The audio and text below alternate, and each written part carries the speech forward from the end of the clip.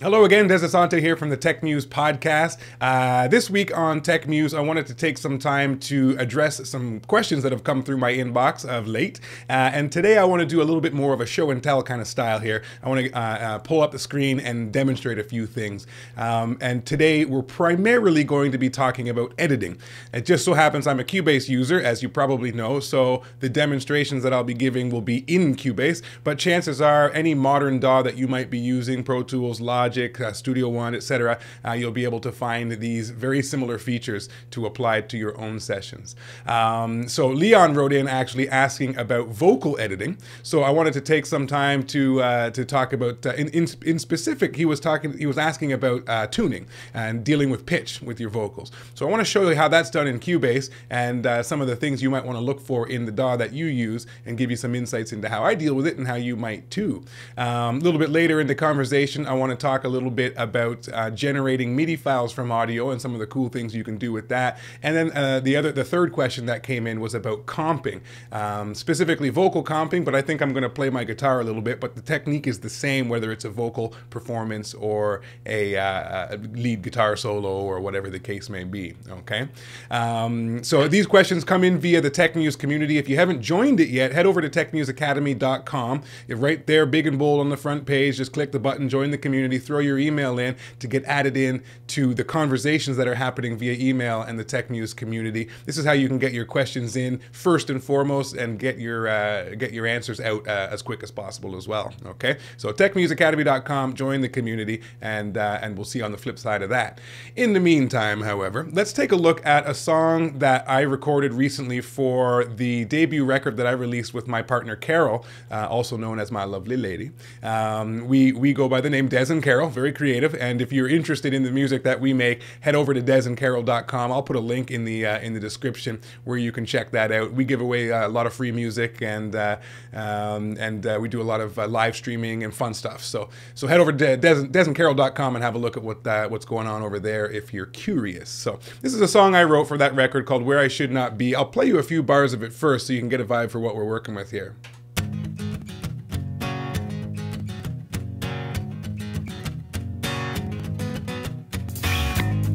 I can't say this of anybody else. No one makes me feel like I know it all again. Inside out and upside down, and again till I see clear again. And in all this madness I find you. And you hold yourself high, and I see me and you. I'd say, where are you taking me? But the look you're wearing says we'll see when we're there. The things I see when you're around me will make me stay clear. Where I should not be and I don't understand. Okay, so that's a verse and a chorus to give you a little bit of an idea on the tune. Once again, if you want to grab a copy of that, dezzandcarol.com, well, you'll find everything over there. So let's take a look at the vocals, shall we?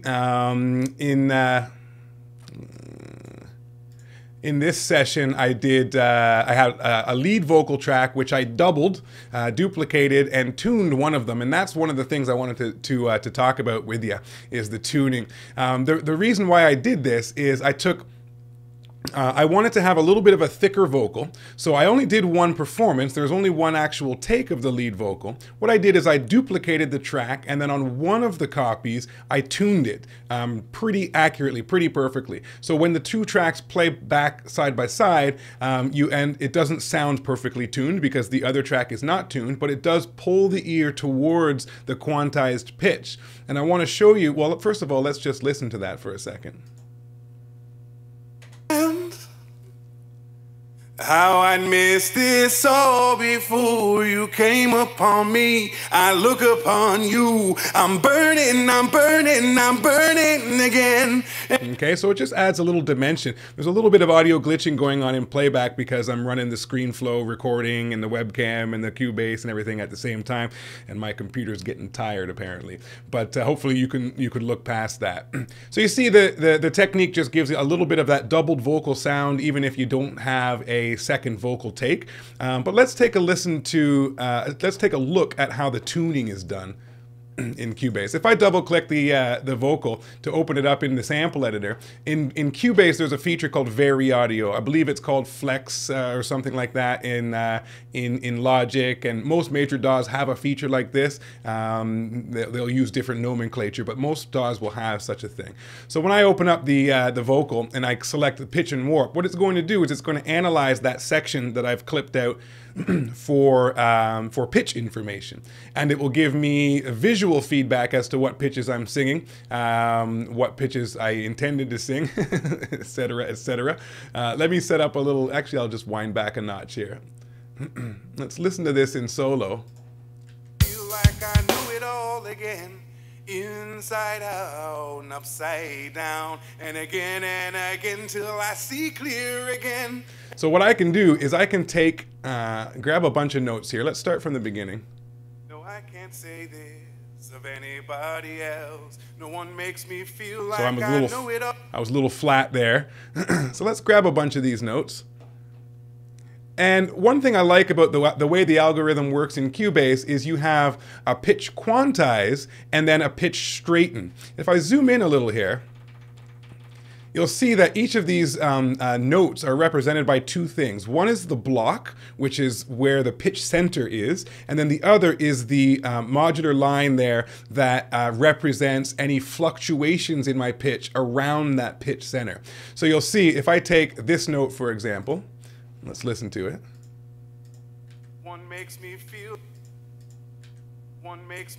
like I know it all again.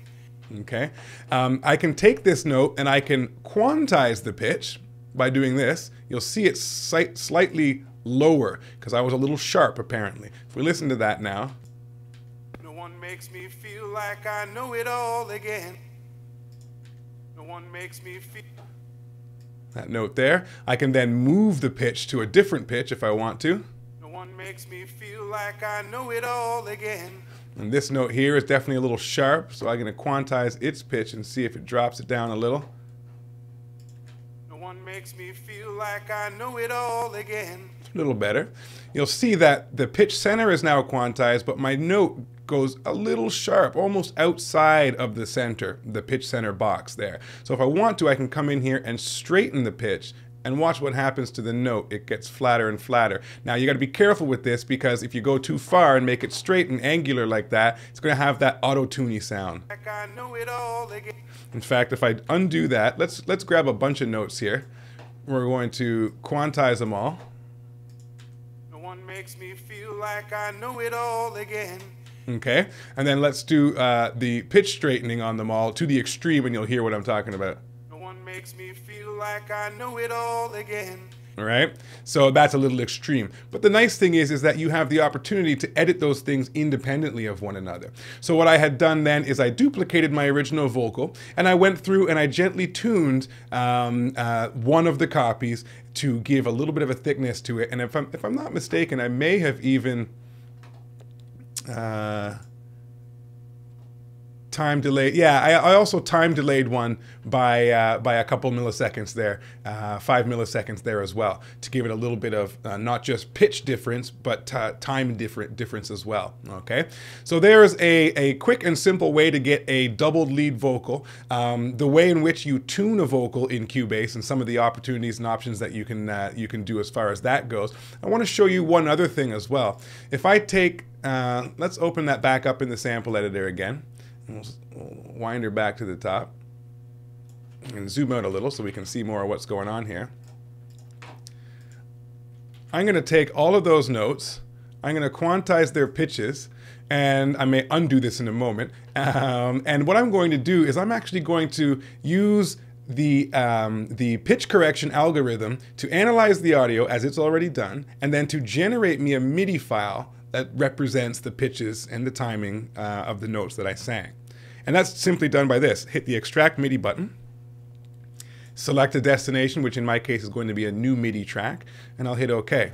And what you'll see, if I close the sample editor, is I now have a MIDI part down here that I can then use. That's the exact same double of my vocal. So I could, for example, open up my VST instrument rack, and let's grab a synth of some kind. Prologue, sure. I don't know what sounds I'm going to get. We'll find out in a moment. So I'm going to take this MIDI track and send its output to Prologue, this software synth. I'm going to solo it for a minute.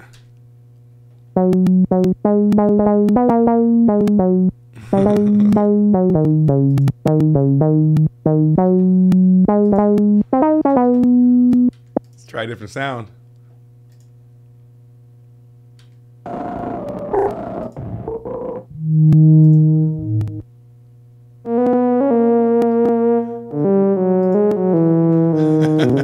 Let's bring that in with the vocal. This, by the way, this may not be my artistic choice, but just for the sake of demonstration, if we bring the vocals back in. Me and you, I'd say, where are you taking me? But the look you're wearing says we'll see when we're there. Okay, so you could do this to have a synth double your vocal, or have a pad double an instrument's part, or something that I've done before with this particular technique of audio to MIDI in Cubase is I recorded a bass player at one point in time, and the tone of his instrument wasn't very good, the strings were dead, but we got a good performance. And so I took the bass part, opened her up in Very Audio, as I've just demonstrated, analyzed the pitch and timing, generated a MIDI track, and then sent that MIDI track to Spectrasonic's Trillion, which is a great sounding software bass instrument, and then I layered that in with the original bass part, so to keep the finger noises and things like that, but to just replace most of the tonal character with something that I know for a fact out of the box sounds great. So there's a couple of ideas for you as far as how you can use audio to MIDI, how it's done in Cubase, and what you might experiment with in your own sessions. Okay, now another question that's come up, and I'm actually going to get rid of that guy, and we're going to pull this guy on the screen.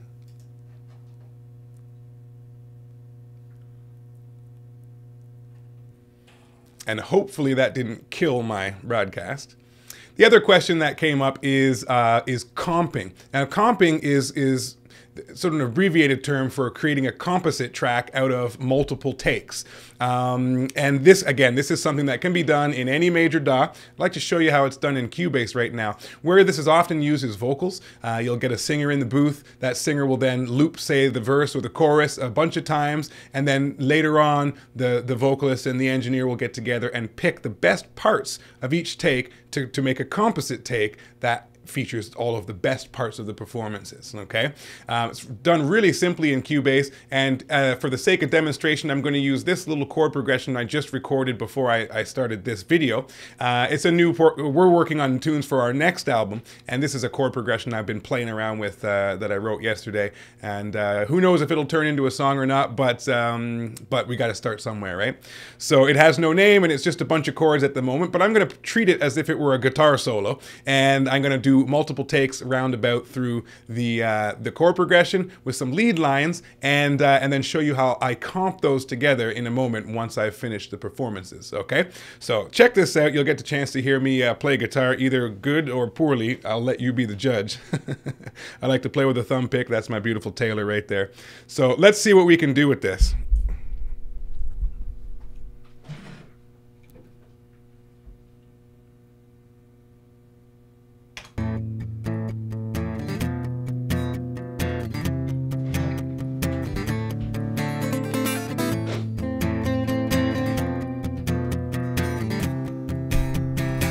All right, we got sound. Let's get it recording.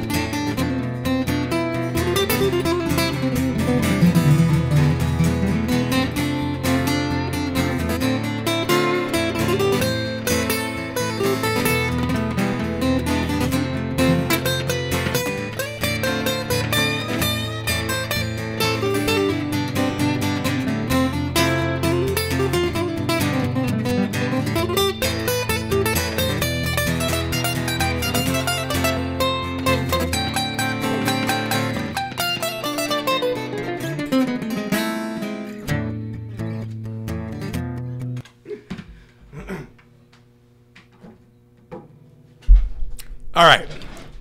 So you get the idea. There was a couple of good notes in there. There was some flubs in there. We want to see what we can do with that all. So first thing I'll do is disarm the track so I don't record over it. And in Cubase, you can see by the slashes through the track that there are takes underneath it. So what I like to do first is hit this little button here, which shows all of the track lanes. And now I can see all of my individual takes.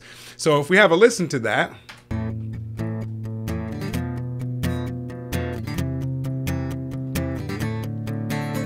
Take it out of input monitoring so we can hear it.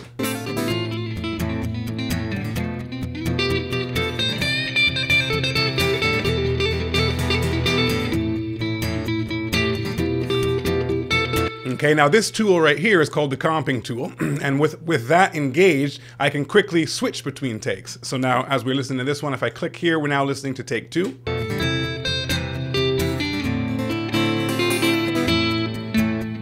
And take 1. So let's find out which intro I like best. Here's take 1.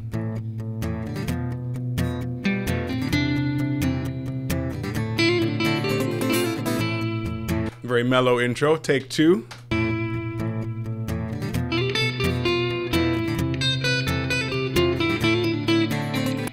And take 3.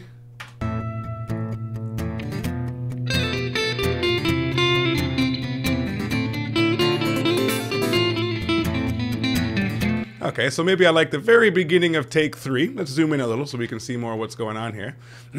So I may take this and just grab a selection. And I'm going to turn my snap off so I can be a little bit more accurate with what I've got going on here. Grab a little selection there.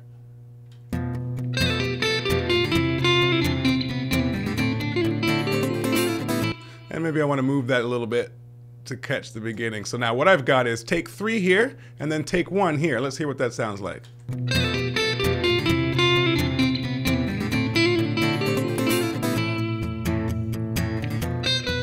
Okay, so maybe I want to grab a little bit of, let's hear what's going on take 2 there.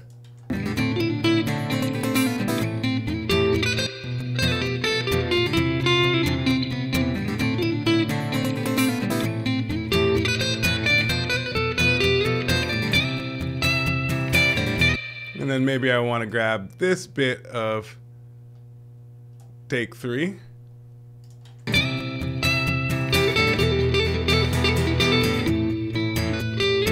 And then maybe switch it up to take 1 there. And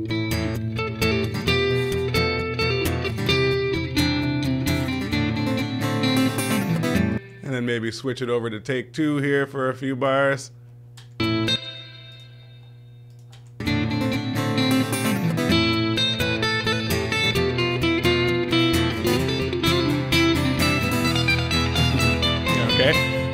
So that's jumping around a little bit, and obviously I would spend more time and really isolate the precise phrases that I want from each take. You could spend as much time as needed to really get the perfect one. And then as I zoom out, you'll notice you can see when I show the track lanes which take is being played quite clearly, and each of those takes, those slices, is now up top here in the composite track. So now if I hide the lanes, we got just that one track again, but it's made up of the individual segments of the individual takes themselves, okay? So that's comping in a nutshell, and that can be applied to guitar solos, vocals is very common as I mentioned, and I'm almost positive that it can be done in any DAW that you are currently using that is a modern professional workstation. Logic, Pro Tools, Sonar, all these things, you're gonna be able to do this comping technique. And it's a great lifesaver because it takes the pressure off. I don't have to nail that perfect guitar solo. I just put it in loop, and I'm gonna nail perfect bars here and there, and then I can just grab them and sew them together really quickly and easily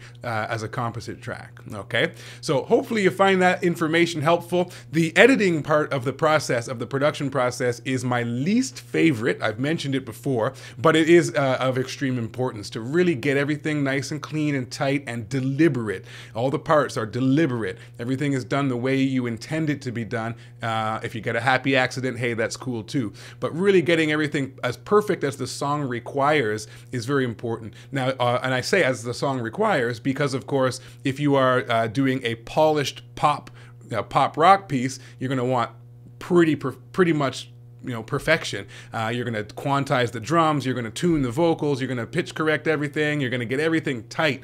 But if you're doing like a loose, Southern blues thing, then you may not want that degree of editing for the song. The song might not require it. In fact, it might make it seem unnatural. So a little food for thought for you. Again, if you want to hear any more of the music that Carol and I produce, head over to dezzandcarol.com. If you want to get your questions into me so that I can give some demonstrations and some answers to help you along your learning curve, then by all means head over to techmuseacademy.com. Join the community there, and you can reply to any email that I send you, and I will get it directly in my inbox, and we can have a dialogue. And those that are deserving of it, I'll come on here and shoot a video for you. And get it into the podcast, okay? And incidentally, if you are listening to this via iTunes and the podcast, then you may wish to head over and subscribe to the TechMuze YouTube channel. But best thing to do is just go to techmuseacademy.com. That's where everything is. Join the community, and you will get an email notification whenever some new fruit is available for you to consume. Okay? Until next time, have fun, keep making music, and keep them questions coming in.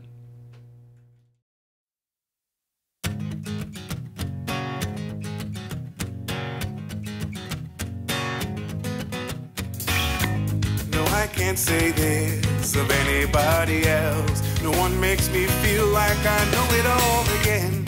Inside out and upside down, and again till I see clear again. And in all this madness I find you. And you hold yourself high, and I see me and you. I'd say, where are you taking me? But the look you're wearing says we'll see when we're there. The things I see when you're around me will make me stay clear.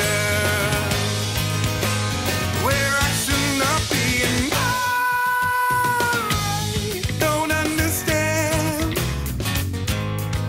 how I missed this all before you came upon me. I look upon you, I'm burning again. And in all this madness I find you. And you hold yourself high, and I see me in you. I say, where are you taking me? But the look you're wearing says we'll see when we're there. The things I see when you're around me will make me stay clear. Where I should not be, and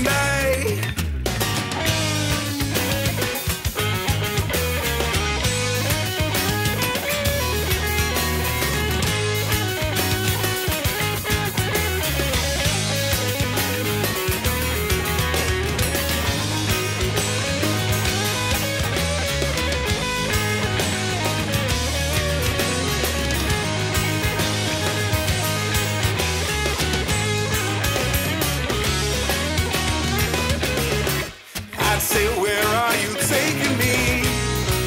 But the look you're wearing says we'll see when we're there. The things I see when you're around me, will they make me stay clear? Will they make me stay clear? They make me stay clear. Will they make me stay?